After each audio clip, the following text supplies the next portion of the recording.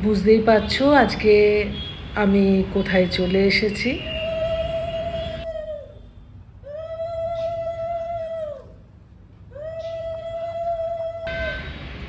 শ্রাবণ মাসের আজ শেষ সোমবার।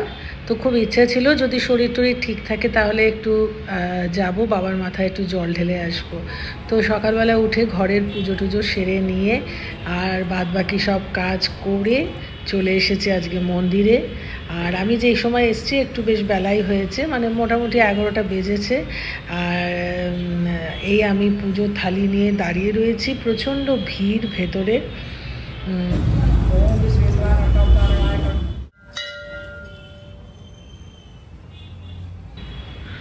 মন্দিরের ভেতরে ঢুকে দেখছি, আমি যখন শিবের মাথায় জল ঢালতে যাব তখন দেখছি ওখানে দাঁড়াবার তো জায়গাই নেই, এত ভিড় হয়ে রয়েছে।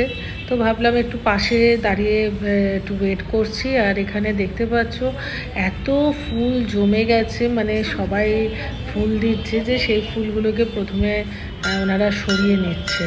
বেশ বড় একটা বালতি নিয়ে এসে সমস্ত ফুলগুলো ওরা সরিয়ে নিচ্ছে। তো আমিও একটু অপেক্ষা করলাম এত ভিড়ভাট্টাটা একটু হালকা হোক, তাহলে ঠাকুরের সামনে দাঁড়িয়ে। আর এখানে সবচেয়ে ভালো, এখানে নিজের মতন করে কিন্তু পুজো দেওয়া যায়। আগেও আমি অনেকবার এই ভিডিওতে আমার ব্লগে আর কি দেখিয়েছি শিব মন্দিরটা। আমার বাড়ির এটা খুব কাছাকাছি বলে আমি চলে যাই। তো এখন দেখতে পাচ্ছ সবাই জল ঢালছে, ফুল দিচ্ছে, আর ফল যে যেরকম আছে দিচ্ছে। আর সবচেয়ে আরেকটা জিনিস খুব ভালো লাগলো যে আমি এটা জানতাম না, সবাই সবুজ, দেখতে পাচ্ছ সবার হাতে মোটামুটি সবুজ চুড়ি, অনেকেই সবুজ রঙের শাড়ি পরে এসেছে। শ্রাবণ মাসে নাকি সবুজ রঙের সব পরতে হয়। তো এটা সত্যি করে আমার জানা ছিল না। এদিকে আমি চলে এসেছি বজরংবলীর এখানেও সুন্দর করে, মানে ফুলেতে ফুল আজকে খুব ভালো লাগছিল দেখে। আমিও দাঁড়িয়ে পড়লাম, একটু ফাঁকা হলে আগে বজরংবলীর এখানে একটু পুজোটা দিয়ে নেব। আর আগে আমি শিব ঠাকুরের মাথায় জল ঢেলে নিয়েছি, ফুল টুলো আমার দেওয়া হয়ে গেছে। আর আকন্দ ফুল, ধুতরা ফুল, এগুলো মানে একেবারেই মানে সব আর কি বিক্রি হয়ে গেছিলো, নিয়েছিল। তো আমি খুব ইয়ে করে মানে পেয়ে গেছি একটা আকন্দ ফুলের মালা, একটা পেয়ে গেছি। মালাও বলা যায় না, ছোট্ট একখানা ফুল। যাই হোক, শিব ঠাকুরের যেহেতু, তখন মনে হয়েছিল যে একটু আকন্দ ফুল দিলেও ভালো লাগে। আর অপরাজিতা ফুল তো ছিল, অনেক ছিল। তো আজকে যে হারে ফুল বিক্রি হয়েছে সে আমি খুব মানে আর কি ভয় পাচ্ছিলাম যে এত দেরি করে যাচ্ছি পাবো কি না। যাই হোক, ওখানের আমি ভালোভাবে পুজো টুজো দিয়ে বাইরেটা এসেছি। বাইরেটা দেখতে পাচ্ছ সব প্রদীপ জ্বালিয়ে এখানে আলাদা করে এটা জ্বালাতে দিয়েছে এখানে, কারণ ভেতরে তো ওইভাবে প্রদীপ সবাই জ্বালানোটাও ঠিক নয় আর কি, যে কোনো সময় অ্যাক্সিডেন্ট হলেও হয়ে যেতে পারে। তো মন্দিরে এই সময় যেহেতু আজকে সোমবার, বাবার দিন, শ্রাবণ মাস, তার জন্য সব দিকে দরজা খুলে দিয়েছিল। আর আস্তে আস্তে মানে কোনো সময় খুব ভিড় হচ্ছে, আবার এখন আমি এখান থেকে দরজাটার সামনে দাঁড়িয়ে দেখছিলাম, তো আবার একটু কিছুটা দেখছি হালকা হয়েছে। যাই হোক, খুব ভালো লাগলো, ভালোভাবে পুজোটা আমি দিতে পেরেছি। আর বৃষ্টিটা সকালবেলায় আজকে, মানে আমি যখন আসছি মন্দিরে তখন একদম ছিটে ফোটা আরম্ভ হয়েছে।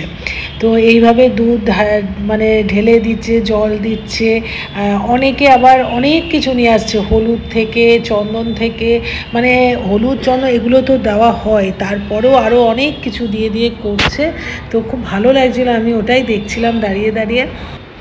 ভেবেছিলাম যে সন্ধ্যের দিকেই যাব, আর এখন এখানে আবার বিকেলের দিকে বেশ কালো করে বৃষ্টি চলে আসছে। বেশ পরপর কয়েকদিন বিকেলের দিকে বেশ ভালোই বৃষ্টিটা হচ্ছে।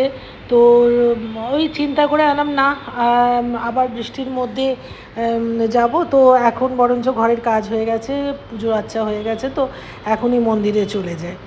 তো মন্দিরে গিয়ে সত্যি খুব ভালো লাগলো, বেশ অনেকক্ষণই থাকলাম, সবার নিজের পুজোও দিলাম, সবার পুজোও দেখছিলাম। আর সবাই অনেকেই আছে যারা বেশ সুন্দর মন্ত্র পড়ে টড়ে পুজো দেয়, খুব ভালো লাগে সেটা কিন্তু শুনতে। এখানে নিজের মতন করে পুজোটা করা যায়, সেটাই সবচেয়ে ভালো লাগে। বেশ কয়েকদিন কোনো ব্লগ দিতে পারিনি, নানা কারণে আর হয়ে ওঠেনি, তাই আজকে ভাবলাম যে মন্দিরের এসে এখানে ঠাকুরের পুজো দিতে দিতে একটা ব্লগ, ছোট্ট করে একটা ব্লগ করে নিই, যেটা তোমাদের সঙ্গে শেয়ার করতে পারবো। বাইরে এনারা সব বসে থাকেন, প্রসাদ তুলসী এই সমস্ত দেয়, বেশ ভালো লাগে। আর দেখতে পাচ্ছ 11:30 বাজে তখন। তো ঠিক আছে, টাইমের মতন আমার টাইম অনুযায়ী হয়ে গেছে, কারণ আবার ঘরে তো আরেকজন বসে থাকে, মাকে খাবার টাবার দেওয়ার ব্যাপার থাকে, তাই খুব মানে ঘড়ি দেখে আমাকে কাজ করতে হয় সব সময়।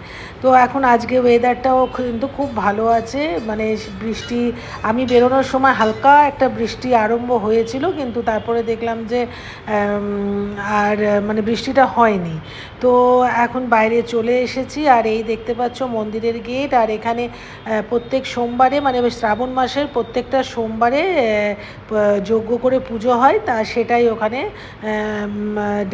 ডেট দিয়ে সব লেখা থাকে, যাতে সবাই জানতে পারে। আর গেটের পাশেই দেখো একটা খুব সুন্দর একটা শিবলিঙ্গ রাখা রয়েছে।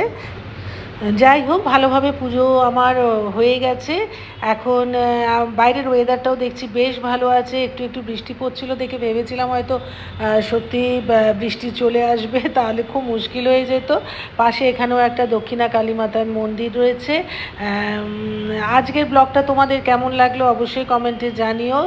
আর কালকে আবার তোমাদের সাথে দেখা হবে নতুন একটা ব্লগ নিয়ে। সবাই খুব ভালো থেকো, সুস্থ থেকো।